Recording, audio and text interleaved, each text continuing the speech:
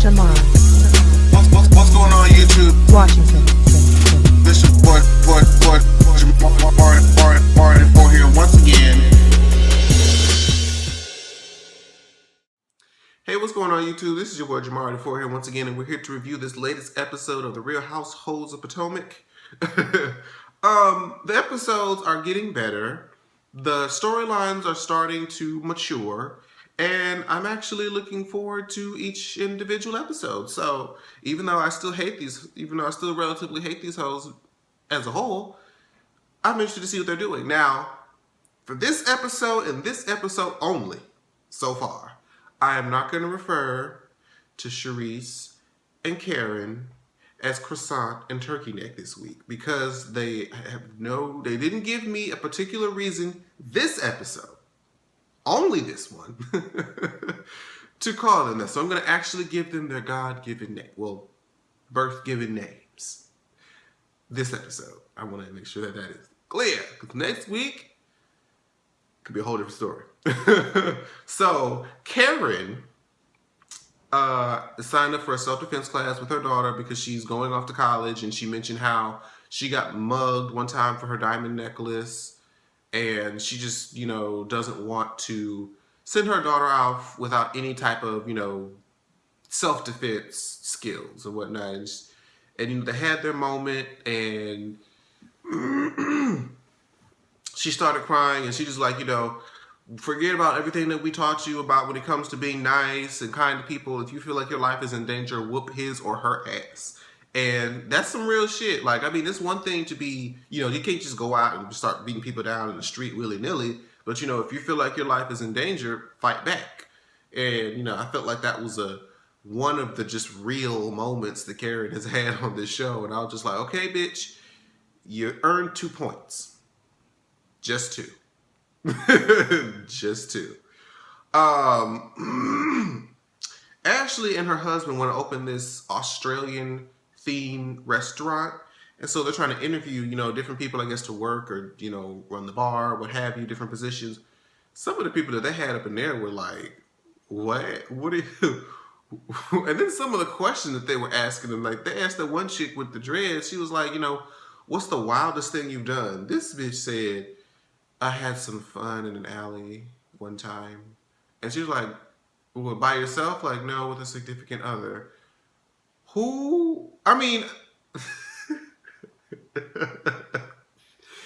I'm on an interview, I can't even imagine how sex could even come up. I guess she said, what's the wildest thing you've done? So I guess she opened the gate for that. But it just seemed, in an alley though, you couldn't have picked anywhere else that just sounded more like an elevator, a store changing room, or a fitting room, like somewhere that's not the back of an alley, like in Cat or something. Like, I was just like, oh, girl. But I don't know, maybe Ashley was into that. I was just like, are you kidding me? Anyways, you see the other dude that was sitting up there, he was like, what do you like to do? He was like voguing, and he actually got up there and started busting some boom cats, ow, and death dropped to the floor. You just see Ashley. Ashley was up there voguing like this. Oh baby, just don't know. But that's all right, girl. That's all right. So next we have Sharice, not croissant, Sharice. Shooting a scene with Robin, and I was like, bitch, thank you, Sharice, for this scene, because she was asking the questions that everybody wanted to know. She was like, so you have this man in your house that you are divorced from, and so like, are you in a relationship or not? And Robin was like, well, no, technically, no.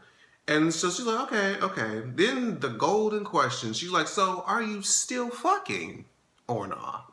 And Robin was like, well, yeah, he still, puts the face in the place every now and then. And, we fuck on occasion, but we not, but we're not together. And I'm just like, I was with Sharice like, so let me get this straight. You are not dating anybody else. You live in the same house. You sleep in the same bed in said house, and you fuck occasionally. That's a relationship. I can't find a difference between what you doing and what any other regular couple doing, other than just saying verbally that we're in a relationship. Like, y'all are doing the exact same things, and y'all were already married, so it just feels like normal. So I'm like, why not just go with the flow? But I was like, I'm glad you admitted it. And she was like, so if you left, or if he had to leave, would you leave with him or stay? She was like, oh my God, I don't know. That would be so hard. I'm like, girl, you know you would go with that man, because I know I would. Sure. Y'all ain't better let that dick go. I'm just saying. Or shit, you know what? I take that back. If you don't leave with your husband, you still got Uncle Gilbert from last week. Y'all remember Uncle Gilbert's fine ass? Talking about friend / babysitter. Bitch. I bet he's sitting his babies on you. But anyways, regardless of that, I'm glad that we got to see and get the real tea on that situation. And they talked about, Sharice says she's going to finally file for divorce because she feels like, I guess, her husband is a great father but not a good husband. So she wrote out a little letter saying that, basically, I want my money, and if we gonna get this divorce. So I'm like, all right, well, I mean, you can't really blame her, because hell, she said she's practically a single mom anyway, so it's like, well, shit, why not? Let's see, where we at? Karen and Jazelle talk about, the couples party on this yacht, and how they talk about, Katie and that whole situation. Now, that was a bit much, and I think she knew that. And apparently she just had one too many drinks, which, I mean, it is what it is. Like, the girl was sucking her man down, getting her pussy ate and fingered simultaneously at the dinner table. And then, to top it off, when Ashley was presented with her car, she was the first bitch to get in it. And I'm like, and then I know it's, out in fun, but she gonna say, well, fuck you, and put the middle finger up. I'm like, ain't you one of these Potomac hoes? Y'all ain't, what? And see, she had way too much to drink. But Karen says she wants to host this couples yacht party, a BYOM, bring your own man. And Jazelle had the same thought that I was thinking. I'm like, okay, I know, Jazelle is dating, a few people she can bring, and Karen has her husband, Katie has her husband. Robin can pick between the two finest black men that she's fucking. Not today. Can you not do this today? No? You can't? You know what? I'm just gonna let it go. Pretend it's not. Just pretend that that's not even going on, y'all. Just flow with it. Flow with it. So they want to. So I'm like, okay. So Robin can pick between her two people. So I'm like, so what is Sharice supposed to do? That's shady. Like, that's so messed up. I was like, well, shit, I don't think she too much gives a damn. But Jazelle and her date, Herman, I believe is his name. So apparently they've gone out. I don't know if we've seen that or not. But this is their second date. And she's like, well, he looks good on paper. He's, running for the delegate. He ran for Congress, all that stuff. But we just have to work on his swag. And she was like, just tell me that you've been in jail for a day and I'll be good. I'm just like, why do women want that? Because it seems like they want that edge, but people who have lived that particular lifestyle don't usually make the best decisions. Like, why would you want a convict? Like, I think it's just, you're just sexually attracted to it. But as far as coming or trying to look for somebody who's like an actual life partner, are you sure you want somebody from the jailhouse to be, your life partner? It just seems, I never really quite understood. I mean, it's one thing to want, like,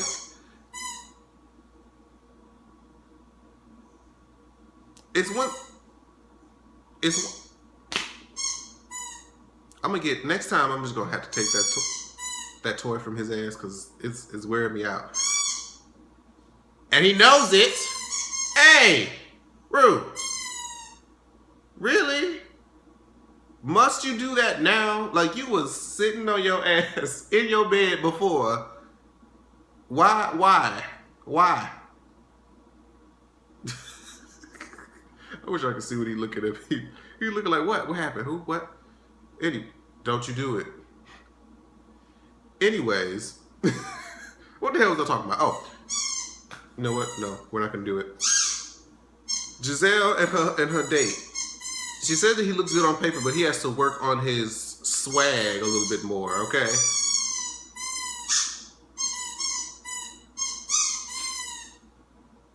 I'm sorry. And so she decides to bring up the whole event about what Karen was throwing, and he's like, "Oh, well, I got on date number 3 before I even finished with date number 2," and she was like, "No. I just need to, bring you on this date because you're, I guess, the best suitor fitted for this, occasion or whatnot." But he was just like, "Shit, you call it what you want to. I call it date number 3." That would be my whole attitude about it too, especially if I like somebody.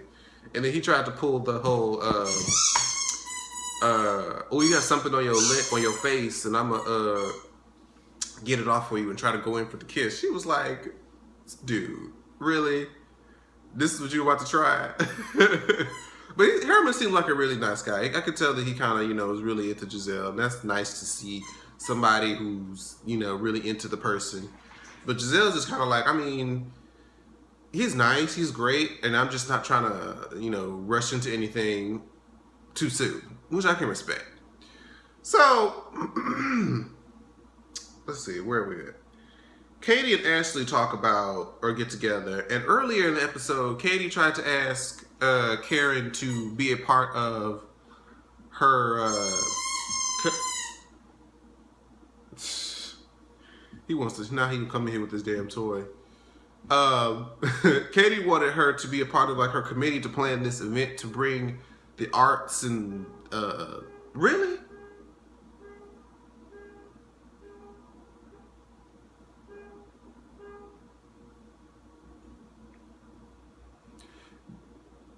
She wanted him to bring the arts and all that stuff, the theater. That's the word I was looking for, to the younger kids. And so, but she said she had a month to plan this, and she wants to build up or has a budget of $100,000. I'm like, whoa. I know you a Potomac hoe, and I know you do these balls and pageants and galas and all that types of good shit, but how you don't even have a committee together, but you already have this steep ass goal of $100,000. Now, I don't really know what the bar is or what the standard is for these high class events or charities are as far as fundraising. I don't know what the average is, $50,000, however many. But apparently, when she asked Karen was like,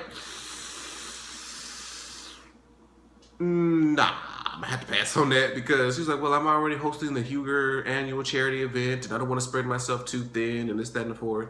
And when she was talking to Ashley about it, she was like, she felt like it was ageist. She felt like it was disrespectful, and how she doesn't like to host things that are people that are too young. Now, for the first time, I actually have to side with Karen on this one because, first of all, she said it, best of stuff. I'm not sure if I'm not going to be able to commit fully to something. I'm not going to agree to it.